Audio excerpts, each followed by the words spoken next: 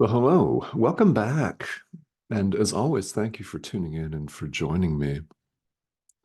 And I'd especially like to welcome all of you who have recently joined us here. There have been a number of people that have recently subscribed in the last couple of days. So thank you. What you have in store for you is A Course in Miracles. Welcome aboard. Now, whether you're a long-standing student of the course or whether you're brand new, or even if you've never picked this material up and you're just kind of wondering what this actually is, welcome. These videos are for everyone. Simply put, they're for everyone because spirituality is universal. And this is a universal themed and universally applied self-study curriculum. Doesn't make any difference what your background is or what religious or spiritual traditions you were raised in or are currently practicing, if any at all. There will be a message on this broadcast from your inner teacher. You'll know it when you hear it. What will that be? I have absolutely no idea because I really don't know what I'm going to say in the next moment. Other than I want to spend some time today following up on an idea that we've looked at recently that's fundamental to our spiritual practice. It's particularly important as we go through and study and practice this course. Practice. Because this is how we learn, is by doing. Yes, it's important to understand what these teachings say intellectually. Sure, that has value. It is absolutely nothing compared to the practical application of these ideas where you really learn, where your experience shows you, demonstrates to you, and if you want to say it this way, proves it to you that these ideas are true. Want proof? Good. Prove it to yourself. That's how we all learn the best. So this is about practical application. The ideas are relatively simple. They're pretty simple, which is why we're so prone to reject them because we're so used to complicating our lives. So let's start with one of these ideas today that's simple. Everything that you do, everything that your brother does, is either an expression of love or a call for love. It's either an expression of love or a call for help. All the bad stuff that you do, all the bad stuff that your brother does that's hurtful, that's painful, jealous, vindictive, and as we judge it here in the world, wrong, just wrong. All of that is a call for help. It's a cry for help. We often say this with reference to small children. A toddler, for example, that's acting out is seeking attention. They're looking for love. And we recognize that in small children, that someone's inappropriate behavior is a call for help. Yet we as adults fail to recognize that we're doing the same thing. This course stresses this lesson. So we're talking about it again here today. Everything that your brother says, everything your brother does or thinks is either an expression of love or a call for love. So what's the important point here? Well, what is the appropriate response to a call for love? Exactly. It's to give love, to extend love, to extend the miracle to our brother, to extend true forgiveness to our brother. That's the appropriate response.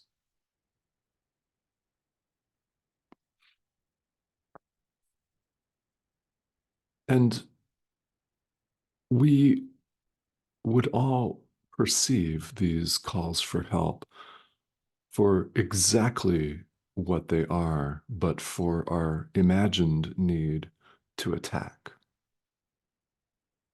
We don't see our brother's call for help as a call for help all the time, do we? Why would that be? Well, because we have imagined that he's separate from us, and we must therefore defend ourselves against him. Even if we never physically get into an altercation, and hopefully we won't, but it happens in extreme cases, of course. But even if you just think, this guy's an idiot, that's, of course, an attack thought. It is. It's an attack thought. It's a rush to judgment based on the premise that you and your brother are not one, but two. You're separate. This is the error, separation. Truth, there is no separation of any kind. That's a statement that I find myself uttering over and over and over again. We need to hear that. So if you're hearing that for the first time, you heard that correctly. There is no separation of any kind. Separation is the error that we're out to correct in our mind.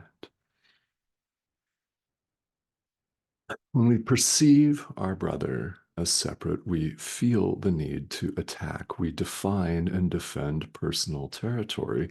And what we're doing is we're cutting ourselves off from reality. By imagining a separation, we're cutting ourselves off from truth.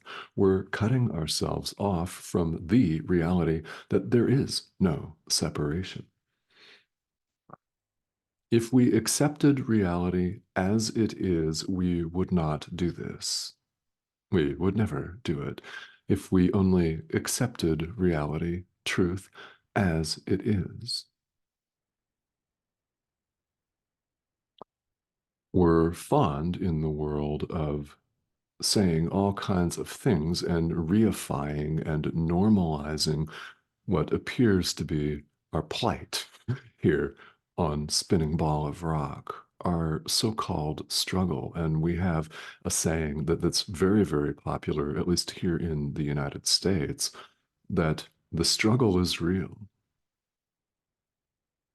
And we say this to other people. We say this to ourselves. Yeah, man, struggle's real, man. It is not real. The struggle is not real. It is completely made up. It is imagined, imaginary, nothing. Why? There is no separate other against whom we struggle. There's no separation of any kind. Now, if you're new to these teachings, or even if you've been doing this for 25 to 30 years, same thing applies because you never know when an idea is really going to hit home. Yeah, we just don't, we don't really know. Today could be the day. We think that there's a struggle, so we construct a world based on that premise that we're in competition with one another. Our brother's out to get our stuff. He's attacking us. By expressing an idea that he has or she has, this person's attacking us. And we feel offended. We feel affronted and attacked. And it's not necessary that we do so. And we know this. You do. You know. So we're invited here in chapter 12, section 1 of the text, which is where we find ourselves today, to not judge what we don't understand. And that's good advice, isn't it? In any walk of life, in any arena of our experience, it's wise, isn't it, to recognize that, well, maybe we shouldn't judge what we don't understand because we don't understand it. So, how can we label it as good, bad, or ugly? How can we affirm any kind of truth about it if we're utterly clueless about what it is? Yeah, it's a real good question. So here's what's going on in our mind is that nobody with a personal investment in anything is a reliable witness because this person has made truth to be exactly what he or she wants it to be. This person has made truth as he wants it to be. We all do this. So, based on this imagined, made up truth, we think that our own perception, we think our own interpretation of people, of things, of events is true. We automatically assume that our own individual interpretation of life is true, and we judge accordingly. If people fall in line with our imagined perception, they're our best friends, they're our allies, they're our business partners. And if their view does not fall in line with our imaginary would be truth, as we've made it up, they're our enemies, our opponents, and, well, sometimes our business partners. We're responding to our interpretation of events. We're not seeing them as they really are. This is what A Course in Miracles is about, learning to see things as they really are, and giving up this need to judge because you don't need to judge, giving up this need to attack because you don't need to attack. Here in the world where we make attack very real and we deem it to be necessary, what we need is a course in mind training so that we may learn to see things as they are, because we don't see them as they are. If you did, you wouldn't be watching this. This video is necessary because we've made all of this real to ourselves through a stubborn and fearful refusal to accept truth just as it is. And here's the sad but true reality here in the world. If we don't see a brother's call for help as what it is, we're cutting ourselves off from help. How we receive help is by giving it. To give and to receive are one in truth. That is a very well known and often quoted idea from A Course in Miracles.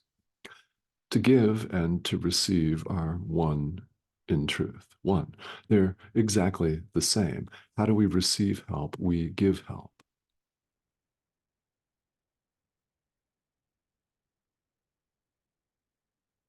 We forgive. We extend love. Giving is how we keep things in our mind. We're not trained, of course, to think this way in the world where we think that when we give something, we don't have that thing anymore. If we give somebody $20, we're $20 short. Something like that. Yeah. Yet, when we give something like love that's wholly abstract, we keep it and strengthen it in our mind.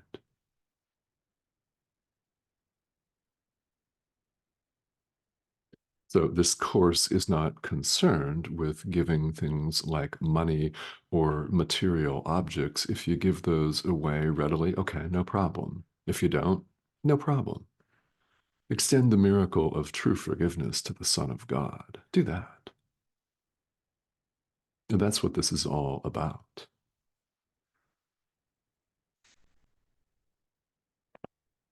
When we judge our brother, when our brother says something, and again, let's use the in our face example of social media, where people can say whatever the hell they want to say, can't they? Because they can. They've been given a global platform with which to do it. They've been given a media channel with which to broadcast whatever they want. They can broadcast misinformation and pure judgment and hate if they want to. And people do. So let's say you run across one of these posts. I mean, you may run across one the minute you stop watching this video. They're out there. So, what happens in the mind? We habitually, especially when we're not aware, when we're not thinking about it, we rush to judgment. We think, this person's an idiot. What a hateful thing to say. We think all kinds of nasty, negative things about the person that wrote this post, about the platform upon which they wrote it, all of that stuff. So we're not recognizing their post as a call for help. So in judging, we're not recognizing this tirade for what it is, a call for help, a cry for help. And based on that, we perpetuate the error by attacking ourselves. And what do? We cut ourselves off from the help of our inner teacher. So when we forgive, when we are aware that our brother's call for help and healing is just that, a call for healing and help, we forgive under the guidance of our inner teacher, under the guidance of the Holy Spirit, who directs us. And we forgive with our inner teacher's power. And what happens? We're extending love and we keep it in our mind. Now, the other person's behavior may or may not change. They may go on to write several additional hateful tirades and rants, same day, maybe even, because there are people that do just that. I know some of them. We all do. So the point is not to effect any outward change in their behavior. This is for your peace of mind, which is the same as your brother's peace of mind. Forgive, forgive. You don't ever have to meet the person live and up close and personal. You don't have to email them. You don't have to reply.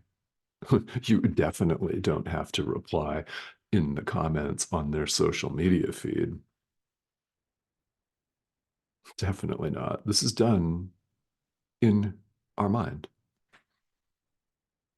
That's where we make the change. That's where the error is in the mind. The error, separation. We think it's real. It is not real. This is where we make correction. It is at this level, mind, that A Course in Miracles operates to help us bring about a change of mind. This is all about changing our mind. And this so-called struggle is not real. You have no opponent. Of course, we've set up our lives with multiple opponents, from our sporting events that have an opponent to our economic systems, to our political systems. All of those have multiple supposed opponents. You have no opponent. There is no separation of any kind. There is no separation. How can you have an opposition? You do not. And allowing yourself to think about and contemplate that statement is part of accepting truth just as it is. What you see before you is a pixelated image on your screen. When something lands, it's your inner teacher speaking to you. To the extent that you encounter resistance, which is inevitable with this, that is the ego. The ego is afraid. It's fear. It's always afraid and always attacking. It's, in fact, nothing. Part of accepting truth just as it is the allowing the idea that there is no separation of any kind to permeate your mind, to suffuse it completely and inform your action. What action? Forgiveness. True forgiveness of the Son of God, the practical centerpiece of A Course in Miracles. So, periodically, what I do here with this series of videos, which has been going on for nearly 3 years now, actually, this began back in January of 2021, and here we are about to turn over into 2024. So it's been going on for a while. Occasionally, what I like to do is pause. We're going through the text of A Course in Miracles, and it's always helpful to pause and talk about forgiveness specifically, because it's very prone to be misunderstood. We think it's one thing, this course says it's something else. So these are important conversations to have, and there are well over 900 of these videos at this point. I actually forget the exact number, but it's a lot because they've been going on several times a week for 3 years now. So you will find some material about true forgiveness. And should you have any questions, they're more than welcome. I love to take pauses out and address subjects, topics, whether it's a topic of concern or whatever it is, whatever's coming up for you live right now is something that's well worth talking about. So if you have those specific questions, please feel welcome to leave them. And even if you just want to pop in and say hello here on the comments, please do so. I'd love to hear from you. Comments and questions are more than welcome. And again, thank you to all of you who have recently joined us. It is a growing international community, which is the point. Yeah, we can reach people all over the world with this technology, just as our social media can be used to spread misinformation, hatred, and fear, it can be used to share the Holy Spirit with one another. So I thank you for sticking around here and for joining us. If you've not yet joined us, please do. We'd love to have you. This is the subscription arrow here, that prompt in the corner of your screen. Click that, hover over that. You'll be invited to join us, and please subscribe and do so. All right. Thank you for tuning in. As always, I will talk to all of you very soon.